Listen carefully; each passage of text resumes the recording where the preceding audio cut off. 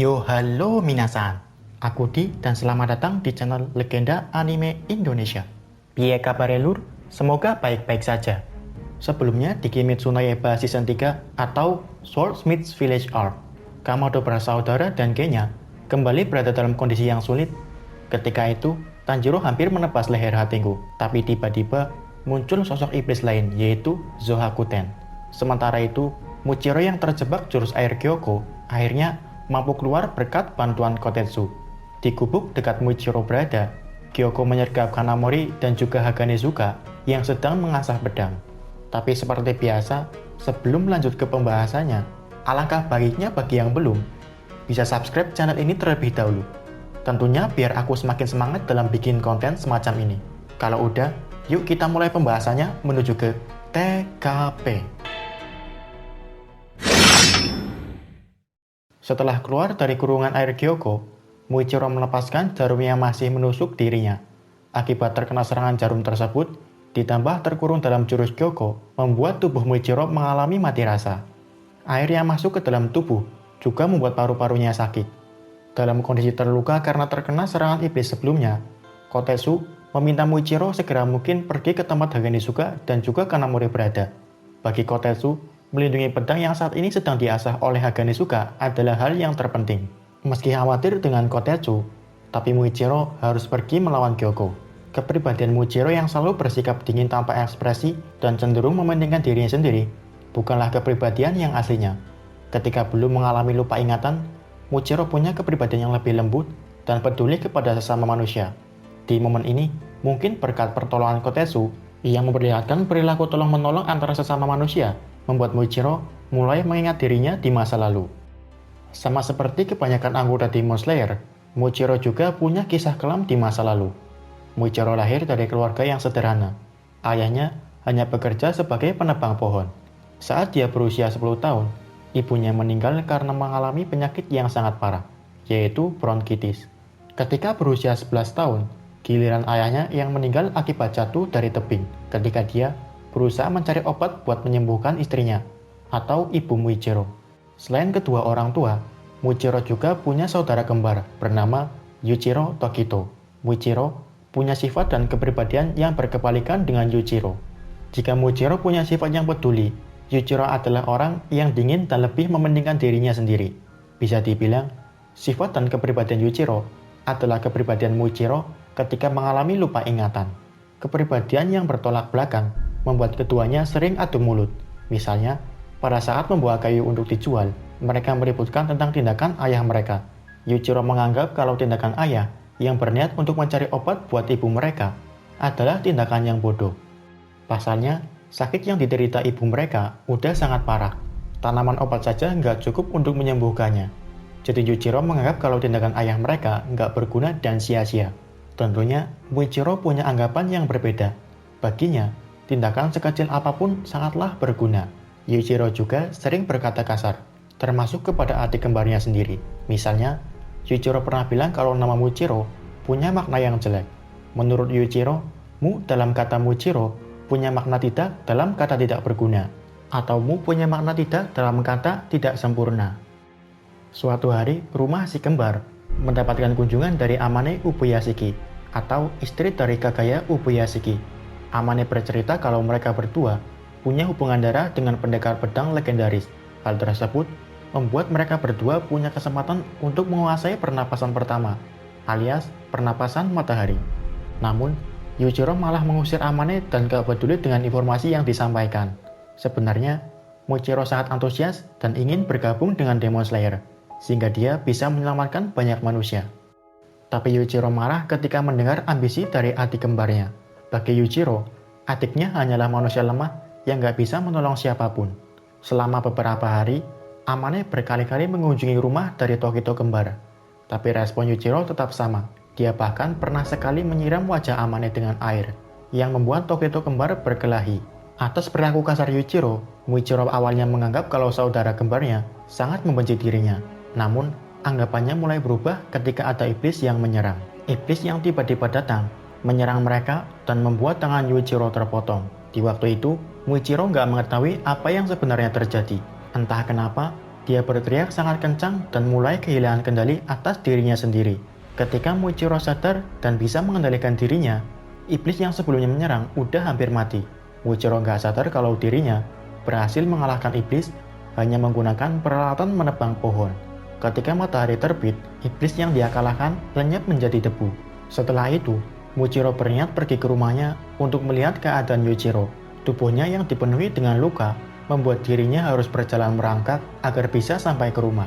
Tapi naas, ketika sampai, Yuichiro melihat kalau kondisi Yuichiro sudah sangat kritis.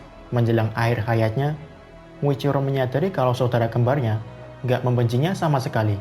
Yuichiro malah selalu berusaha melindungi Muichiro. Sikap kasar yang ditujukan oleh Yuichiro dengan melarang ini dan itu sebenarnya karena Yuichiro nggak ingin Muichiro ada dalam kondisi bahaya. Di akhir hayatnya, Yuichiro juga menjelaskan arti sebenarnya dari nama Muichiro, yaitu Mu dalam Muichiro berarti tidak dalam kata tidak terbatas. Artinya, kekuatan Muichiro sangat tidak terbatas ketika digunakan untuk melindungi orang lain. Ketika Yuichiro menghembuskan nafas terakhirnya, Muichiro nggak bisa melakukan apapun. Dia juga nggak bisa bangkit akibat luka yang dia alami. Sampai tubuh Yuichiro membusuk dan dipenuhi oleh belatung, Muichiro masih belum bisa bangun. Ketika nyawanya juga berada di ujung tanduk, dia pada akhirnya diselamatkan dan disembuhkan oleh Amane Ubuyashiki. Kembali ke masa sekarang.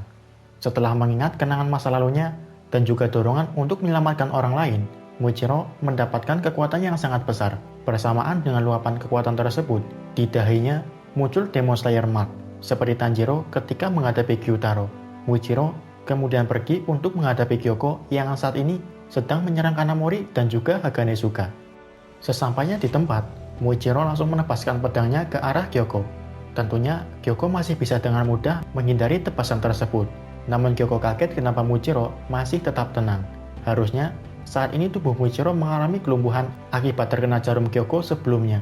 Apalagi, serangan Muichiro yang semakin cepat membuat Kyoko keheranan. Muichiro kembali menyerang Kyoko, tapi serangannya berhasil ditangkis oleh Kyoko dengan tentakel gurita yang keluar dari dalam guci. Pedang Muichiro yang udah karatan patah ketika mencoba menebas tentakel tersebut. Tentakel yang dikeluarkan oleh Kyoko sampai membuat gubuk hancur. Akibatnya, Haganezuka terlempar. Namun dia masih bisa bangkit dan melanjutkan mengasah pedang. Tentakel Kyoko juga berhasil mencengkeram Muichiro bersama dengan Kanamori. Namun, Muichiro bisa melepaskannya setelah mendapatkan pedang baru yang diberikan oleh Kanamori. Pedang tersebut dibuat oleh Kanamori berdasarkan arahan dari orang yang pertama kali membuat pedang buat Muichiro, yaitu Tetsuido. Selama beberapa saat, Muichiro mengingat sedikit kenangan tentang Tetsuido, salah satu orang yang bisa memahaminya ketika lupa ingatan. Tetsuido meninggal karena menderita serangan jantung. Sebelum kematiannya, Tetsuido sangat cemas dengan keadaan Muichiro. Makanya, di momen ini adalah waktu yang pas bagi Muichiro kalau dirinya baik-baik saja dengan mengalahkan Kyoko. Menggunakan pedang barunya, Muichiro kembali menyerang dengan pernapasan kabut jurus kelima, Kou no Umi. Jurus Muichiro mampu memotong tentakel menjadi beberapa bagian. Ketika tebasan Muichiro hampir mengenai Kyoko, Kyoko kembali menghindar dengan berpindah tempat ke atas pohon melalui guci teleportasinya. Muichiro nggak berhenti sampai sini. Dia dengan cepat kembali menyerang. Serangannya kali ini berhasil menggores leher Kyoko, tapi tentu saja hal tersebut masih belum cukup. Kyoko bisa beregenerasi kembali. Selanjutnya, masing-masing pihak, baik Kyoko ataupun Muichiro, saling memprovokasi satu sama lain. Muichiro memprovokasi dengan bilang kalau guci Kyoko sangat jelek. Sisi kiri dan kanan guci terlihat nggak simetris. Muichiro juga bilang kalau guci Kyoko adalah produk gagal. Mendengar perkataan Muichiro, Kyoko menjadi sangat marah. Saking marahnya, urat nadi Kyoko yang menegang sampai robek dan mengeluarkan darah. Dalam kondisi amarahnya yang sedang memuncak, Kyoko menyerang dengan jurus darah iblis Ichiman Gakunengyo. Jurus berupa ribuan iblis ikan yang mengandung racun mematikan. Muichiro kemudian mengeluarkan pernapasan kabut jurus ke-6, Tsukino Kaso. Jurus tersebut mampu menebas semua iblis ikan yang menyerang. Tubuh ikan yang terpotong pedang Muichiro menyebarkan cairan beracun sebelum berubah menjadi debu. Muichiro mengatasi racun tersebut dengan pernapasan kabut jurus ketiga, Kasano Shibuki. Jurus ini berhasil menghembuskan ikan sekaligus racunnya, sehingga tubuh Muichiro bisa terhindar dari racun mematikan milik Kyoko. Gak berhenti sampai sini, Muichiro kemudian menepaskan pedang nijirinya ke arah Gyoko, tapi serangan Muichiro hanya mengenai kulit Gyoko. Sebagai iblis berbadan ular atau naga, Gyoko bisa mengganti kulitnya. Setelah lepas dari kulitnya, Gyoko kemudian berubah ke wujud iblis terkuatnya. Ini adalah ketiga kalinya sepanjang hidup Gyoko memperlihatkan wujud aslinya. Ketika Gyoko mencoba untuk memamerkan wujud terkuatnya, sikap acuh tak acuh Muichiro sekali lagi membuat Gyoko marah.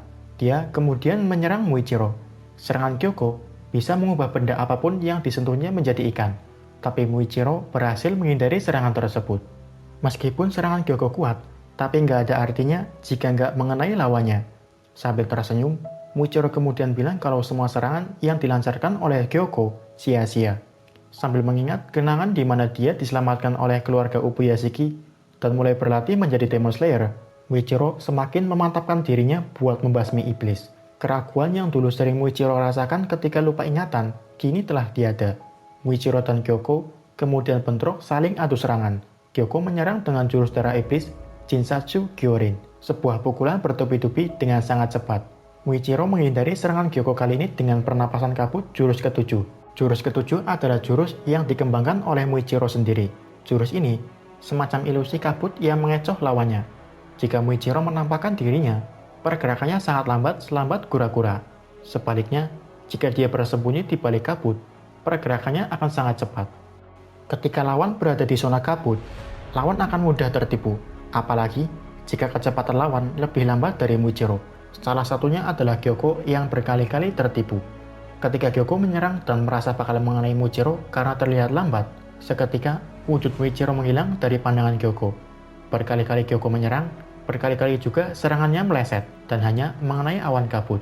Dalam bayang-bayang awan kabut, Muichiro berkata kalau selama pertarungan berlangsung, dirinya masih belum serius melawan Gyoko. Perkataan Muichiro barusan menandakan akhir dari hidup Gyoko. Muichiro yang ada di belakang Gyoko kemudian menebaskan pedangnya. Tebasan Muichiro kali ini akhirnya bisa mengakhiri riwayat Gyoko. Meski dalam kondisi terluka, Muichiro bisa mengalahkan Gyoko.